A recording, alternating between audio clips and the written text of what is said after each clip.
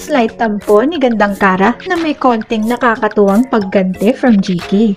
Papa Jackson, takot nga ba kay Gandang Kara?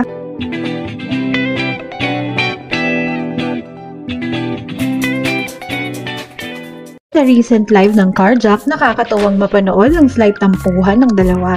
Minsan na lang daw magbagsak si Gandang Kara ng diamond sa Kumu Live ay hindi pa napansin ni Papa Jackson. Agad naman nagpaliwanag si Papa Jackson kung bakit nga ba hindi niya napansin ang pa-diamond shower ng kanyang bebe love. Hindi mo ba nakita na nadagdagan yung diamonds mo? Sabi ko, hindi mo ba nakita na nadagdagan yung diamonds mo? Ay, hindi ako nakating sa diamond. Nag-enjoy lang ako lagi sa Kumu. Kahit wag kayo magpabagsak, okay lang ako.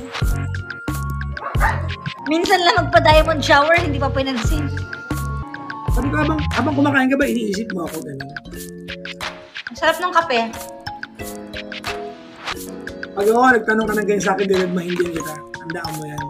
Ano? Wala! Ha? Wala, okay lang. Sige.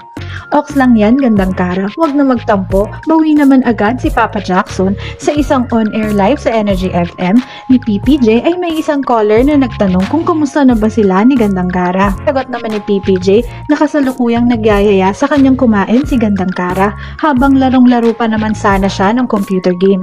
Between sa paglalaro ng Valorant na alam naman natin na nakakahilig ang computer game ngayon ni Papa Jackson ay diretsyong sinabi niya na syempre daw Valorant later at Gandang Kara muna.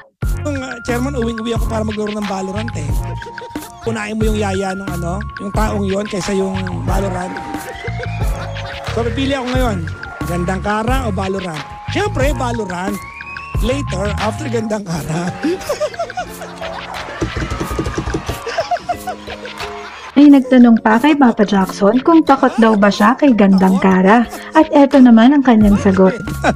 Halata ba? Just. See you on our next Carjack update. Salamat po sa panonood.